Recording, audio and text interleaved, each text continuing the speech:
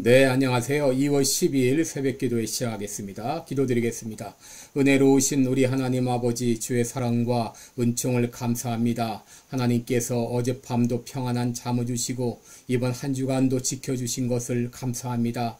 아버지, 여러 가지로 시국이 힘들고 어려운 가운데 있지만은 모든 것들이 혼란 가운데 있지만 우리 주님 안에서 안정을 찾게 하시고 참 평강을 누리며 살아가는 우리들 되게 하여 주옵소서. 예수님의 이름으로 기도드리옵나이다. 아멘. 네, 찬송가 366장 부르겠습니다. 어두운 내 눈을 밝히사 366장, 예전 찬송가는 485장입니다. 366장입니다.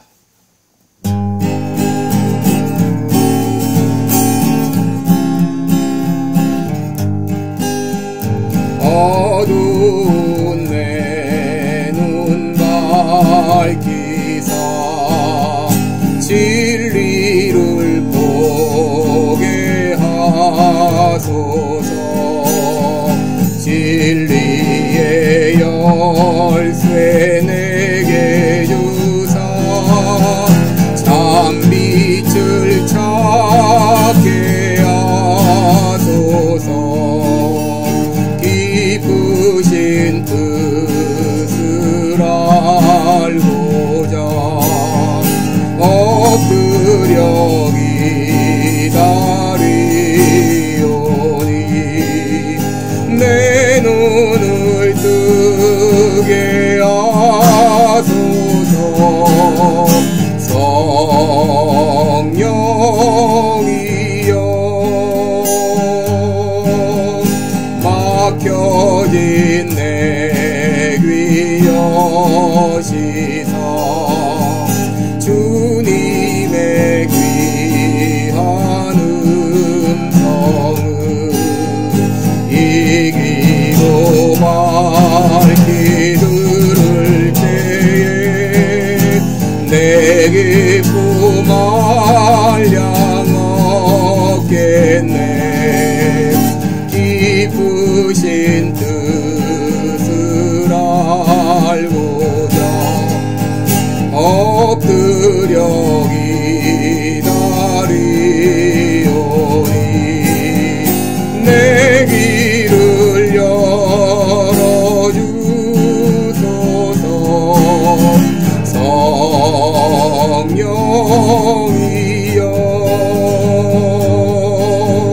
옹해진 내 입 여시사 복음을 널리 전하고 차가운 내 맘 녹여주사 사랑을 하게 하소서.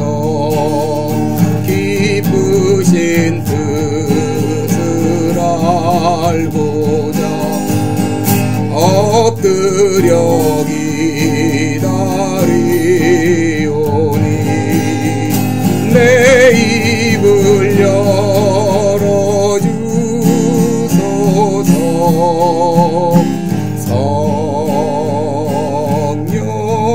성령이여 내 입을 열어주소서.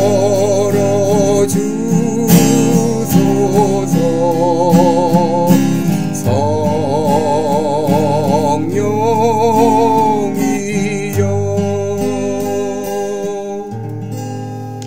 아멘. 네, 우리 오늘은 잠언 17장 10절부터 12절까지 보겠습니다. 잠언 17장 10절로 12절까지 제가 봉독해 드립니다. 한마디로 총명한 자를 경계하는 것이 매 100개로 미련한 자를 때리는 것보다 더욱 깊이 박이느니라. 악한 자는 반역만 힘쓰나니 그러므로 그에게 잔인한 사자가 보냄을 입으리라. 차라리 새끼 빼앗긴 앙콤을 만날지언정 미련한 일을 행하는 미련한 자를 만나지 말 것이니라. 아멘. 네, 우리 오늘은 미련한 자, 지혜로운 자 이런 제목으로 함께 말씀을 나누겠습니다. 여러분, 미련하다고 하는 것은 터무니없는 고집을 부릴 정도로 생각이나 행동이 어리석고 둔한 것을 말합니다. 여러분, 미국에서는 미련하다 그러면 가장 심한 욕으로 되어 있습니다. 교사가 학생에게 한번 미련하다, 어리석다 이런 얘기를 하게 되면 징계감이 됩니다. 그만큼 심한 욕입니다. 그런데 사람들은 미련하다는 욕은 듣기 싫어하면서 실제로 미련하게 사는 사람들이 많이 있습니다. 잠언 14장 1절에 보면 지혜로운 여인은 그 집을 세우되 미련한 여인은 자기 손으로 그것을 허느니라 그랬습니다. 자기가 지금 집을 짓고 있는지 집을 허물고 있는지도 모른 채 자기가 스스로 미련한지조차 모른 채 살아가고 있는 것입니다. 여러분, 많은 사람들은 내가 공부를 많이 하면 지혜롭다고 착각합니다. 어떤 사람은 눈치가 빠르다고 지혜로운 것으로 착각합니다. 어떤 사람은 행동이 민첩하다고 지혜로운 것으로 착각합니다. 여러분, 오늘 미련한 사람은 어떤 사람이고 지혜로운 사람이 어떤 사람인지 함께 말씀을 나누겠습니다. 첫째로, 깨닫지 못하는 사람이 미련한 사람이고 깨닫는 사람이 지혜로운 사람입니다. 여러분, 16절에 보게 되면 미련한 자는 무지하다라고 말합니다. 또 10절 말씀 보게 되면 한마디로 총명한 자를 경계하는 것이 매 100개로 미련한 자를 때리는 것보다 더 깊이 박이느니라 그랬습니다. 여러분, 지혜로운 자의 특징은 말 한마디로 깨닫는다고 하는 것입니다. 그러나 미련한 자는 매 100대를 맞아도 깨닫지 못합니다. 이사야 49장 20절에 존귀에 처하나 깨닫지 못하는 사람은 멸망하는 짐승 같도다 그랬습니다. 여러분, 내 자신이 얼마나 존귀한 존재인지, 얼마나 존귀한 자리에 있는지, 지금 내가 하고 있는 일이 얼마나 존귀한 일인지를 깨닫지 못합니다. 이것이 아무것도 아니라고 생각을 합니다. 우습게 생각을 하고 하찮게 여깁니다. 내가 하고 있는 일이, 내가 지금 있는 자리가 얼마나 귀한 자리인지를 깨닫지 못하는 사람은 멸망하는 짐승 같다라고 말했습니다. 여러분, 돈이 귀합니까? 친구가 귀합니까? 감정이 귀합니까? 우정이 귀합니까? 이 땅이 귀합니까? 영원한 새가 귀합니까? 자존심이 귀한가요? 아니면 관계가 귀한가요? 여러분, 잠시 있다 없어질 것을 미련을 버리지 못해서 영원한 것을 포기하는 사람들이 얼마나 많습니까? 롯의 처는 세상에 대한 미련을 버리지 못하고 뒤를 돌아다 보다가 소금 기둥이 되었어요. 여러분, 얼마나 많은 사람이 이 땅의 것이 전부인 양 착각하고 살다가 어느 순간 이 땅을 떠나는 사람들이 얼마나 많습니까? 여러분, 많은 사람이 죽은 후에야 비로소 내가 왜 더 사랑하지 못했는가 후회합니다. 많은 사람들이 건강을 잃어버린 다음에야 비로소 건강의 소중함을 깨닫게 됩니다. 여러분, 왜 그들이 깨닫지 못하는가? 배우려고 하지 않기 때문입니다. 들으려고 하지 않기 때문입니다. 고집이 세기 때문입니다. 마음을 열지 않기 때문입니다. 깨닫는 사람이 지혜로운 사람이고 깨닫지 못하는 사람이 미련한 사람입니다. 둘째로, 미련한 사람은 다른 사람들의 걱정거리가 되지만 지혜로운 사람은 다른 사람의 기쁨이 된다고 하는 것입니다. 나는 다른 사람들에게 걱정거리가 되는가? 이 사람은 미련한 사람입니다. 나는 다른 사람들의 기쁨이 되는가? 이 사람은 지혜로운 사람입니다. 잠언 17장 21절에 보면 미련한 자를 낳는 자는 근심을 당하나니 미련한 자의 아비는 낙이 없다라고 말합니다. 또 25절에 보면 미련한 아들은 그 아비의 근심이 되고 그 어미의 고통이 된다라고 말합니다. 여러분, 미련한 사람들은 다른 사람의 근심 덩어리가 됩니다. 왜냐하면 모든 문제를 스스로 해결하지 못하고 문제를 자꾸 키워나가기 때문이죠. 그러나 지혜로운 사람은 다른 사람에게 기쁨이 되는 사람입니다. 잠언 12장 4절에 보면 어진 여인은 그 지아비의 면류관이나 욕을 끼치는 여인은 그 지아비로 뼈가 썩은 같게 한다 그랬습니다. 창세기 26장 34절에 보면 에서가 40세에 헤촉속 부엘리의 딸 유딕과 헤촉속 엘론의 딸 바스맛을 아내로 취하였더니 그들이 이삭과 리브가의 마음에 근심이 되었다라고 말합니다. 반면 잠언 15장 20절에 보면 지혜로운 아들은 아비를 즐겁게 한다 그랬습니다. 또 잠언 10장 1절에서도 지혜로운 아들은 아비를 기쁘게 한다 그랬습니다. 나는 다른 사람들에게 기쁨을 주는 존재인가? 아니면 근심덩어리인가? 근심덩어리는 어리석은 사람입니다. 미련한 사람입니다. 다른 사람들에게 기쁨을 주는 사람이 지혜로운 사람입니다. 셋째로, 미련한 사람은 다른 사람들과 자주 싸우지만 지혜로운 사람은 다른 사람들과 화평하게 지낸다고 하는 것입니다. 잠언 17장 28절에 보면 미련한 자라도 잠잠하면 지혜로운 자로 여기우고 그 입술을 닫히면 슬기로운 자로 여긴다 그랬습니다. 여러분, 잠잠한 사람은 화평하는 사람입니다. 입술을 닫는 사람이 지혜로운 자입니다. 잠언 17장 14절에 보면 다투는 시작은 방축에서 물이 새는 것 같은즉 싸움이 일어나기 전에 시비를 그치느니라 그랬습니다. 여러분, 미련한 사람은 싸움을 자꾸 키워나갑니다. 그냥 넘어가도 될 것을 자꾸 싸움으로 번지게 만듭니다. 그러나 지혜로운 사람들은 싸움이 일어나기 전에 시비를 그친다고 하는 것이죠.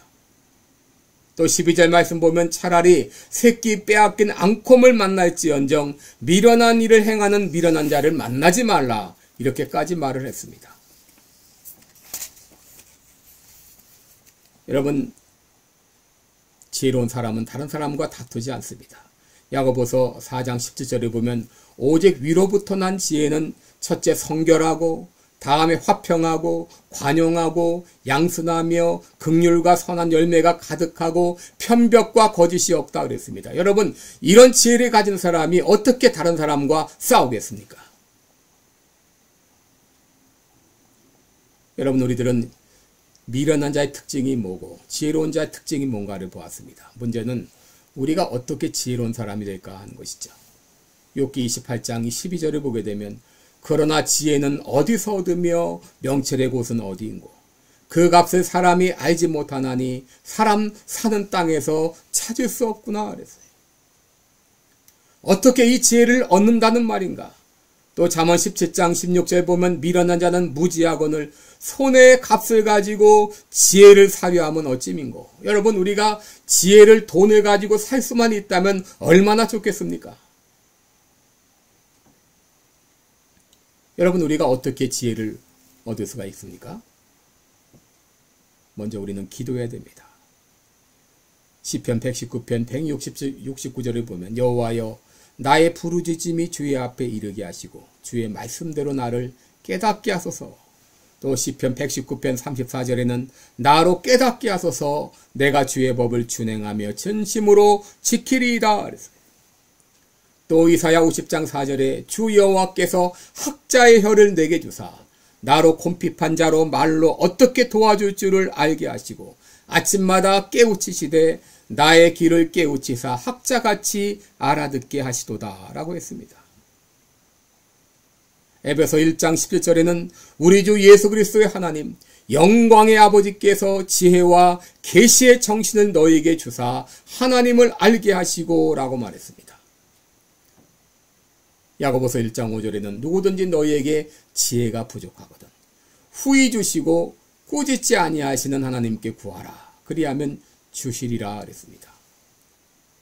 여러분, 나에게 이런 지혜를 달라고, 내가 더 이상 미련한 자의 삶에서 벗어나서 지혜로운 자가 되도록 주님 나에게 깨닫는 은혜를 주옵소서.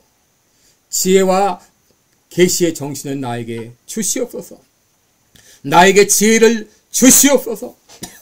우리가 주님 앞에 부르짖으며 기도할 때 하나님께서 우리의 모든 미련을 씻어주시고 지혜를 허락해 주실 것을 믿습니다. 둘째로, 우리가 어떻게 지혜로운 사람이 될까? 작은 것이라도 깨닫는 대로 실천하라고 하는 것입니다. 여러분, 우리가 아무리 많은 걸 깨달을지라도 그대로 살지 않으면 무용지물입니다. 여러분, 그러나 내가 한 가지라도 깨달으면 그 깨달은 대로 우리가 실천하고 순종할 때 더욱더 지혜로운 사람이 됩니다. 마태복음 7장에 보게 되면 예수님께서 반석 위에 짓는 지혜로운 건축자가 있고 모래 위에 짓는 어리석은 건축자가 있는 것을 말씀하셨죠. 지혜로운 건축자가 어떤 사람입니까? 하나님의 말씀을 듣고 그대로 행하는 자가 지혜로운 건축자입니다. 여러분이 어떤 것이든지 깨닫는 대로 그 즉시 그 말씀대로 순종할 때 여러분들은 더욱더 지혜로운 사람이 될 줄을 믿습니다. 기도하겠습니다. 은혜로운 우리 아버지 하나님, 주님께서 우리를 지혜롭게 하시고자 이 억만 죄악 가운데서 악한 마귀의 올무에서 우리를 건져주시고 우리에게 지혜를 주신 것을 감사합니다. 하오나 우리는 개가 토한 것을 다시 먹듯이 어리석은 일을 반복하는 적이 얼마나 많습니까? 깨닫지 못하는 경우가 얼마나 많습니까?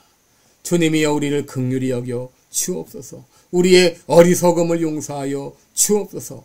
어리석은 줄 알면서도 행했던 우리의 죄를 용서하여 주옵시고 이제 우리에게 지혜를 주시사 깨닫게 하여 주시고 깨달은 대로 순종하며 살아감으로 하나님의 진실하고 지혜로운 청지기가 되게 하여 주옵소서. 감사드리며 예수님의 이름으로 기도드리옵나이다. 아멘.